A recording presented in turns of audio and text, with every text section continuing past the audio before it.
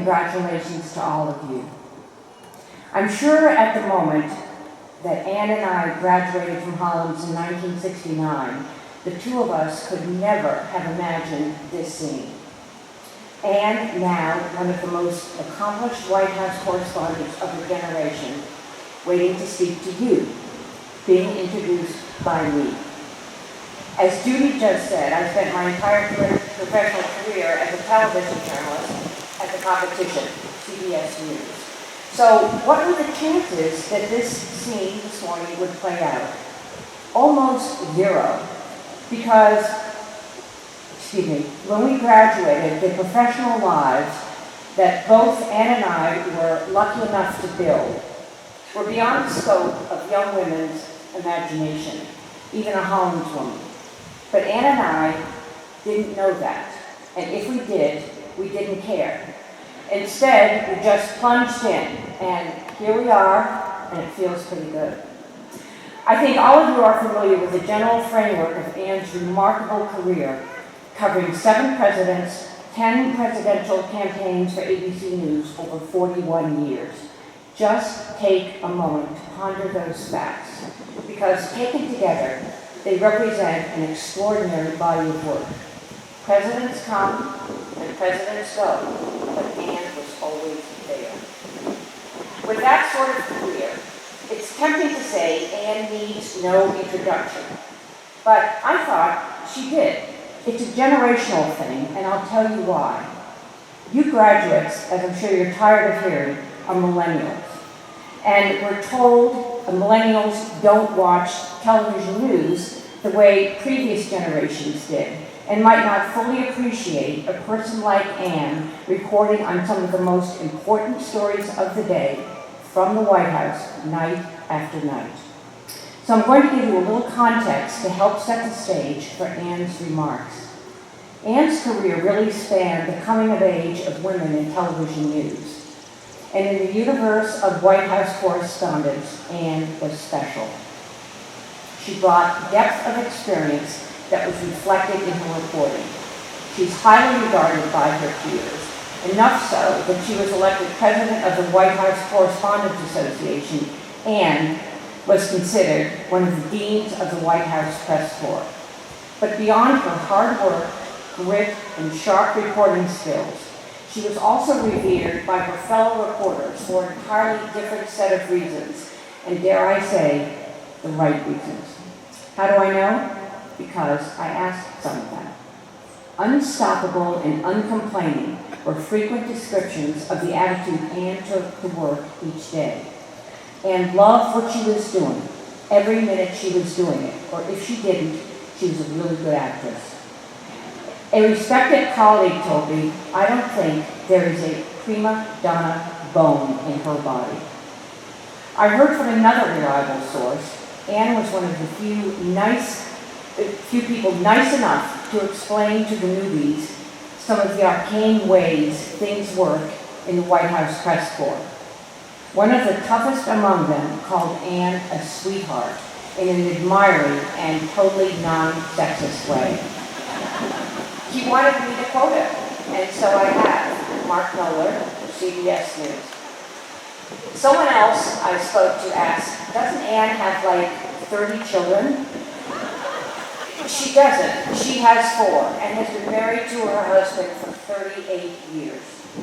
Somehow, Anne managed to cover many of the biggest stories from the White House, but also to tend to the needs of a family with 4 children. One of the guys I spoke with observed the demands on Anne were always more than the demands on him. And that got me thinking, wasn't Anne leaning in years before it was cool? So before I stop, I'm going to give you a sampling of Anne Compton by the numbers. Anne has traveled to all 50 states and 6 continents. She has been inducted into 6 halls of fame. She says she has only impressed her husband, Dr. William Hughes, once, when she was number 12 down in the New York Times Sunday crossword puzzle. Anne has incredibly memorable stories to tell you and wisdom to impart. So I'm going to leave you with one last thought. Columnist David Brooks of the New York Times wrote, "Success is about being passionately good at one or two things. By that definition, or any other, your commencement speaker, Ann Compton, has led a spectacularly successful life." Ann?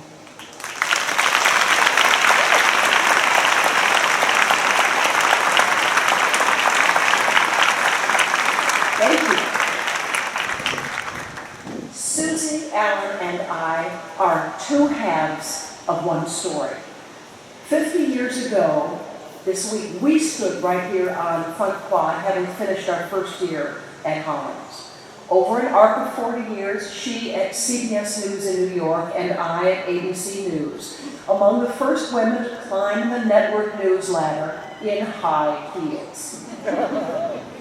Both of us worked hard, had a little bit of good luck, and built careers and families on the strong foundation of a liberal arts education at a women's college, and I believe that is still the key to success in the 21st century. Your success. Susie and I are both so proud of the class of 2016.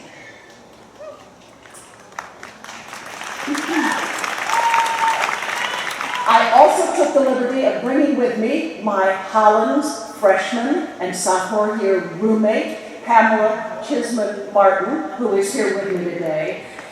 We were strangers.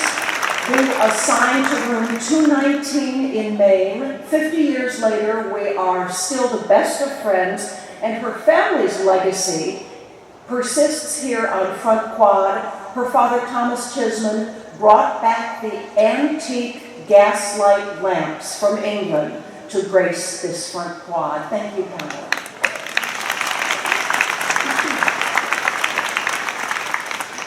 "2016 is destined to be making history, and so are you. And I've spent my entire career as a political reporter. Nearly 100 years ago, women first got the right to vote. It appears we might now see the first woman nominee running for President of the United States. I know it has been called this, but I do not believe 2016 is an angry election. Let me tell you about during our Hollins years, 1969 and beyond. The very fabric of America was being torn apart, often violently. Hundreds of thousands of people marched in protest over the Vietnam War. On some campuses, buildings were burned. City blocks burned in fury over racial injustice after the assassination of a civil rights icon, Dr. Martin Luther King, and the tragic assassination of a presidential candidate, Robert Kennedy, the night he won the California primary. And in the Watergate scandal, for the only time in American history, a sitting president was forced to resign in disgrace. That's a time of anger. And our generation helped to heal the nation. 2016 is a bewildering year in the life of American politics, but it is not worse, it is not more confounding, nor is it more dangerous than the years of the past. Just look at the positive energy sitting in front of us today. You have told me about the passions that your class that you have discovered during your Hollins years, the ideals that you want to carry forward to law schools, corporate jobs, careers out of doors. And you asked me, how do we do that? Well, the U.S. political system is broken right now, and we're counting on all of you to fix it. My charge to you today is get engaged. I'm going to give you 3 ideas of the ways you can make a difference as you move forward. Bundle up all your energy and invest it in restoring trust in America. A month from today, I'll fly home to Chicago and our family will celebrate my dad's 100th birthday. He was sitting right here when I graduated. Yeah. Dad turns 100, and you know what?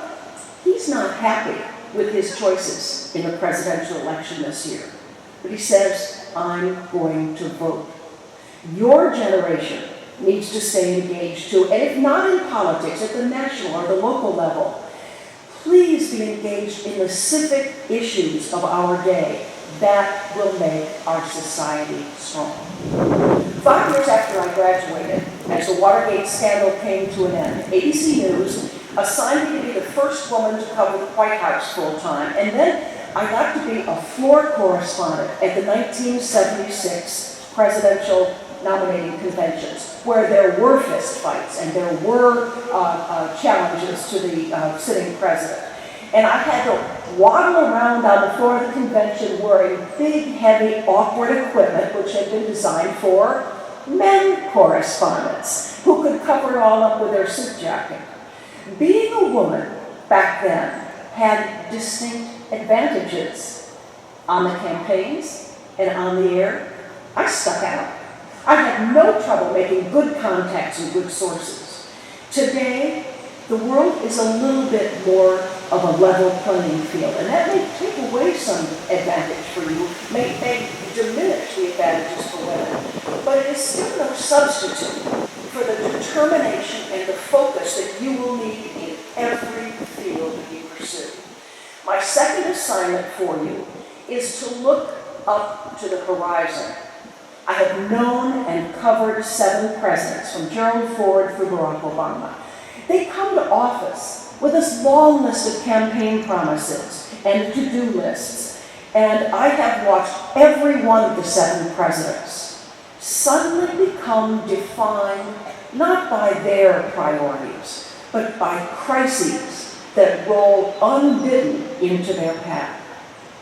Barack Obama had to scramble to keep the economy from completely falling over a fiscal cliff his first year in office. Ronald Reagan was shot, almost killed, 62 days after he took the oath of office.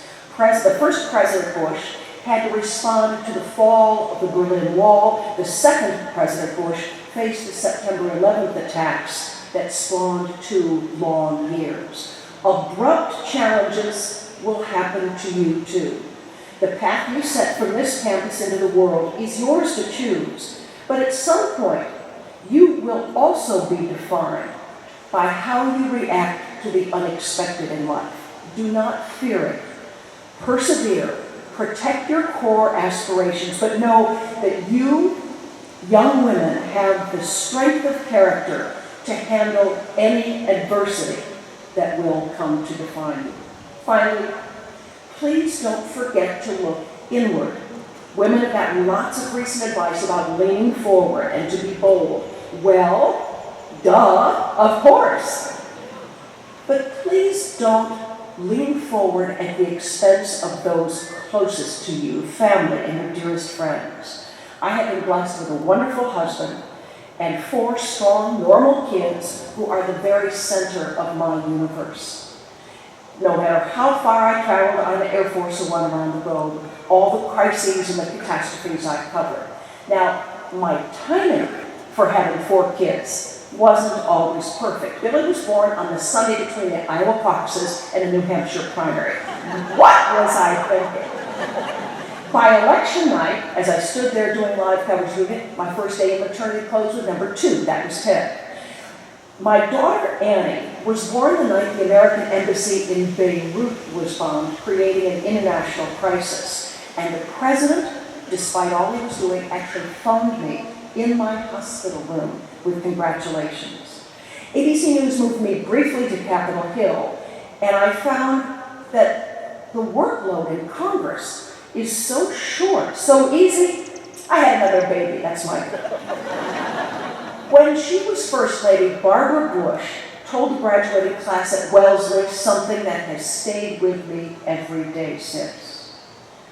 Barbara Bush said, "At the end of your life, you will never regret not having passed one more test, winning one more verdict, not closing one more deal. You will regret time not spent with a husband, a child, a friend, or a parent." Mrs. Bush said, "Your success as a family, our success as a society depends not on what happens in the White House, but on what happens inside your house. There have been times that our nation has come together like a family in the face of crisis, and the climactic moment of my years of White House coverage brought that home to me very hard in a very personal way. My day on September 11, 2001 started a place of such innocence, a second-grade classroom in Sarasota, Florida, where the president was listening to children read books and do their spelling drills. I saw the White House Chief of Staff come in and whisper to the president. Or you've seen the historic video, the face of such gravity. I snuck over the side of the room and I caught the Chief of Staff's attention. We had heard there had been a plane crash. And I made the sign of a plane going down. Andy Card nodded and put up two fingers. One plane crash can be an accident. Two was clearly trouble. The president stood, left the class, and went into a side room where they had a television. He saw the planes crashing into the World Trade Center over and over again.